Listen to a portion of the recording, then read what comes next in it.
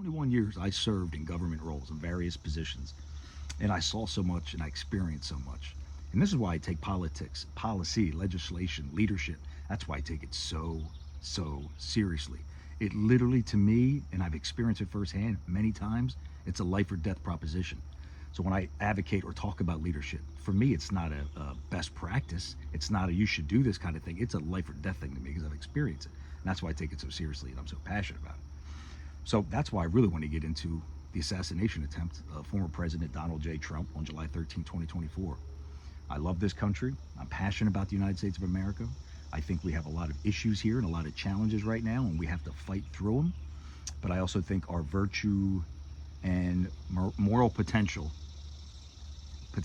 is so high that I see it and makes me want to keep fighting. So buckle up in this video.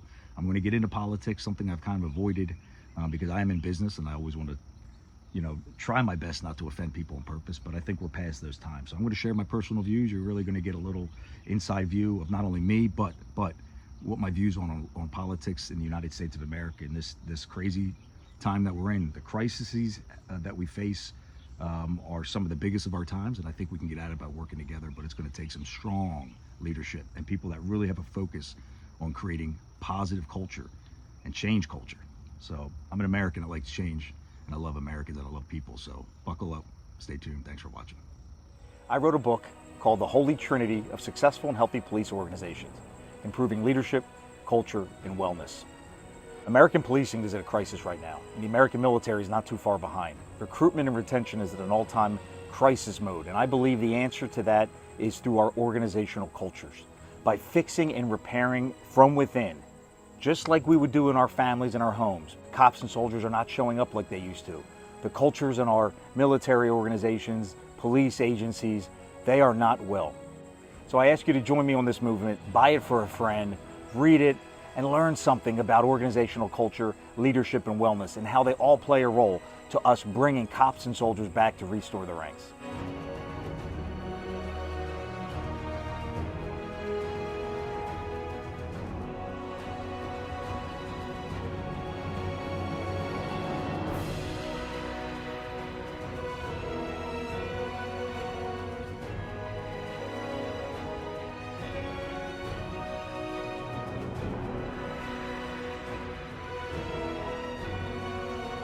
How you doing, everybody? Chad Bruckner here. Hope you're feeling valued, feeling purposeful. I am making this video on Sunday morning, July 14th, 2024. It's around 9:40 a.m. Eastern time, and I'm making this video to the assassination attempt on former President Donald Trump last night, July 13th, 2024, in Butler, Pennsylvania, while campaigning.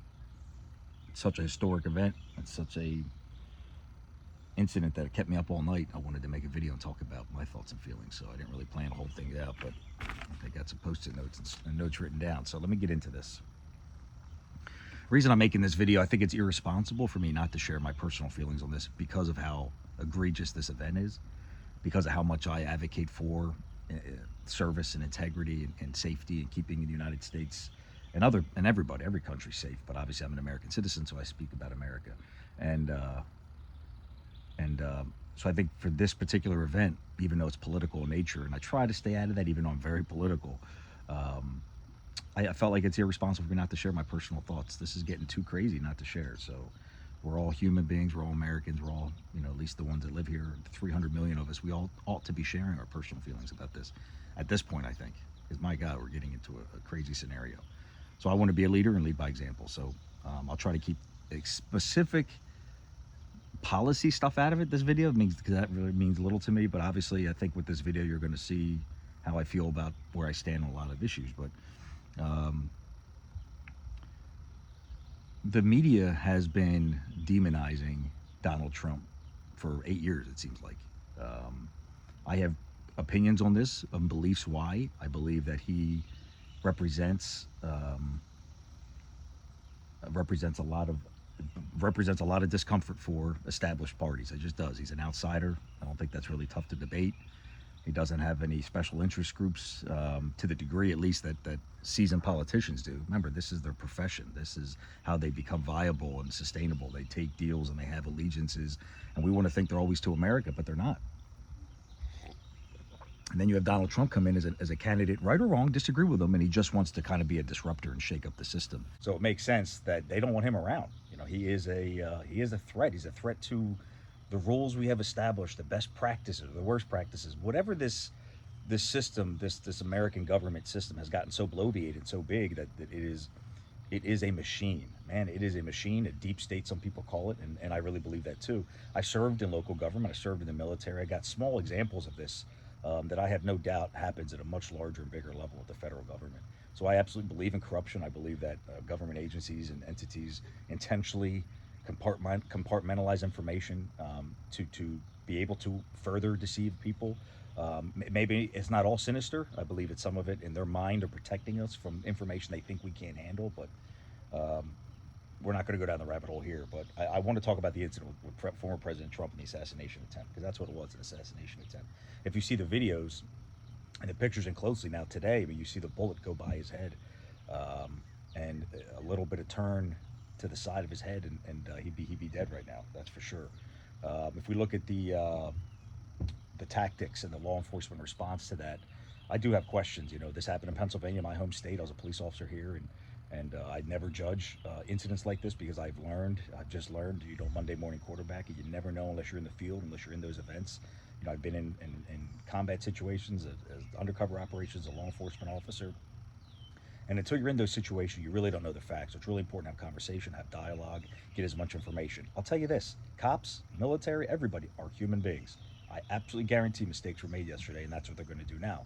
They're going to do what we call in the military an AAR, after action review, and they're going to go and they're going to do their own little investigation. What went good, what went bad, and guarantee they're going to have a long list for each. And that's just part of the process. They will go through and they will have a list of things that did not go well. Guaranteed. Every operation is like that, and they'll have their opportunity to fix that. If there were intentional errors, in the military we called them, the difference was there's mistakes of the brain, unintentional, mistakes of the heart. I knew this was a bad act and I did this on purpose. As long as it wasn't a mistake of the heart and it wasn't too egregious of a mistake of the head, you can remedial training, you can coach, you can develop people about that. If it's too egregious or somebody has to fall on the sword, which obviously when you have an attempted assassination attempt, you know, they're going to look at the leadership of that Secret Service team, of the state police, of everybody involved, and they're going to make a decision on was this, you know, proper execution. You know, the video I see of the guy climbing on the roof was at 150, 160 yards away, I think. You know, and he's using an AR-15, so I'll give you a little bit about that if you don't know. I carried an AR-15 for my 8 years in the military. Then I actually own one myself personally, and so I'm very proficient in it. Qualify as an expert with it in the military, so I really know the capabilities of that weapon system very well.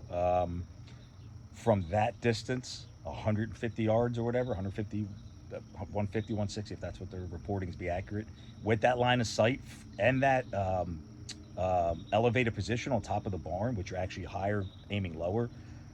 I mean, that's an easy shot. It really is an easy shot. If you spend any time practicing or training, you really should hit your target with that. I mean, really 100 yards, 150 meters, those are warm-up shots for snipers. You know, I was never on the sniper team, but having buddies that were, I mean, those are just simple shots. So obviously this guy was a young kid, wasn't military trained, it looks like, but we're just lucky. I say this to say it's a very lucky situation. I mean, you know, that 8 out of 10 times, 7 out of 10 times, somebody's going to hit their target at that distance.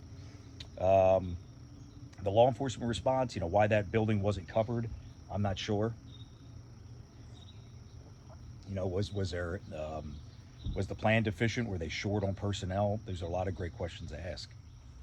I want to talk about politics a little bit. Politics has always been this animal in this country that we are afraid or unwilling to talk about, because it bleeds into everything. If you really think about politics, it bleeds into everything, yet we want to pretend it affects nothing. And this is the rub. This is the frustration I think rubs a lot of people, and I think this is how we got here. And this is just my opinion.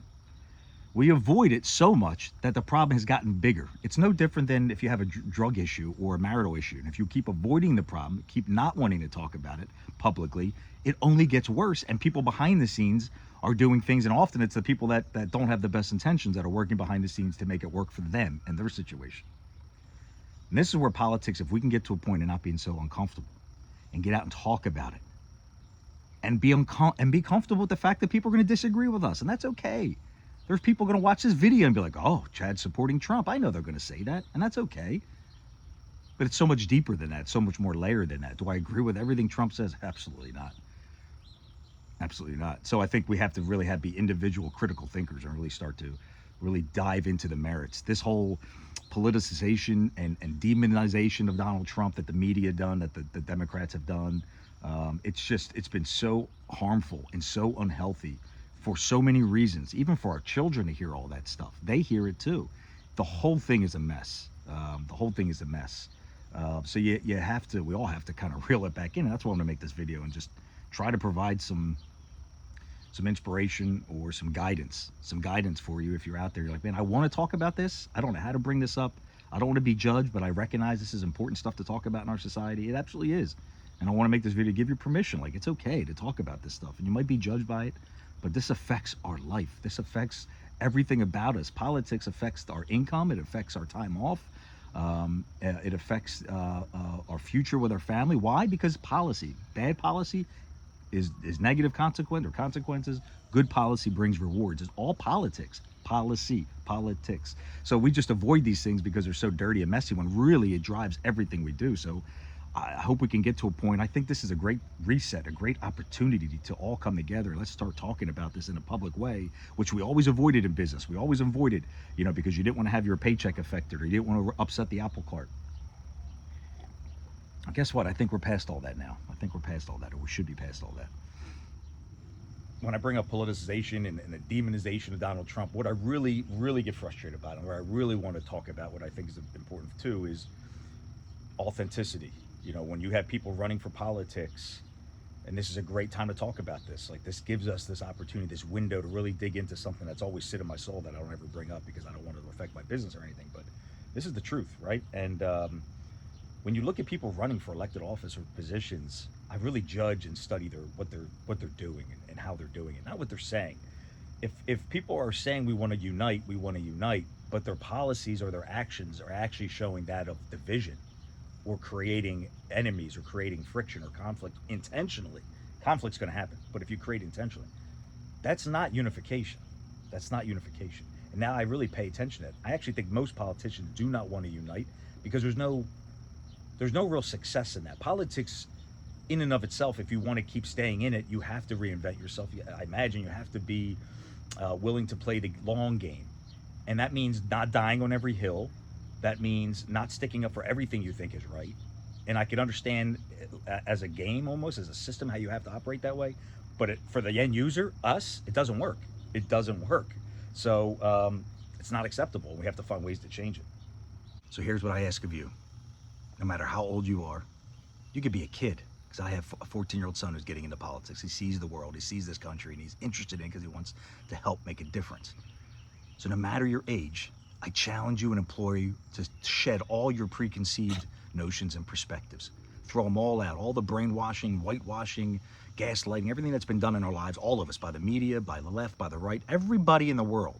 Let's just get rid of it all, and let's dig into the facts, and let's dig into the merits. Let's pretend we were reborn yesterday as citizens, and we saw a former president almost killed right in front of our eyes, and whether we agree with him or not, that should be alarming. If that was President Biden, I'd be sitting here saying the same thing. Like, whoa, guys, whoa, this violence is nuts. I fought in a war. I served my community and saw dead children and people, unfortunately. Like, I saw bad things, and I saw violence, and I saw what that does and how that affects people at the very basic bottom line. And it's not good. It's riddled with trauma and poor emotional mental health. And it's really hard to live a rewarding and significant life when you have those experiences. So we got to come together. And I challenge every single person, at least every single American, 300 million of us, dig into the facts for this November. Take the emotion out of it. Ask really good questions and be comfortable with the answer, and be willing to change your opinion. I've changed my opinion many times. I fought in a war and was steadfast behind the Iraq war. Steadfast. I took my American flag and my British flag to the steps of Seattle City Hall in March of 2003 on the precipice of war starting. And I was one of only 2 or 3 soldiers standing on the side of the go war process against 200 to 300 anti-war protesters, and just waving my British and American flags, calling for war and defending America from the terrorist attacks. Me doing that brought, after a couple hours, several hundred people heard about on the radio station and got in my back and supported me. All I know how to do was lead and speak passionately from my heart. But guess what? I was misguided on that as a 22-year-old kid. I didn't have all the facts. I didn't have all the information. There wasn't weapons of mass destruction. We lied about that. We use that as a precipice to get into war and for whatever other reason. So I've come around a lot. I've changed my perspectives. I'm willing to take information and look at things from a new angle every single time on every single issue. That's what it takes. That's leadership. That's not party politics. That's how we unite people. We look at every single individual. I don't care the way you look, the way you talk, how much money you have. It all doesn't matter to me. If you're an American, let's come to the table and talk. I implore all of us to do that for this November. Dig into the facts and be willing to change your opinion. This is too good of a country. My kids are going to grow up here. Your kids are going to grow up here. Our grandkids are going to grow up here. Yesterday should have been a awakening. Let's put the freeze on this and the timeout and come together. I love you. I love this country. God bless America. Thank you for being a part of this community. We have to stick together and encourage each other. It's through the empowerment and support of one another that we can help each other overcome whatever season we're in, weather the storms. Please go to my website, motivate-change.com, and there you can buy the book. You can also get the book directly off Amazon, but you can also see some of the other coaching services, speaking services, and other things that we offer to really help people develop into the best people that we can be. Thank you for being a part of this community. Together we can do it.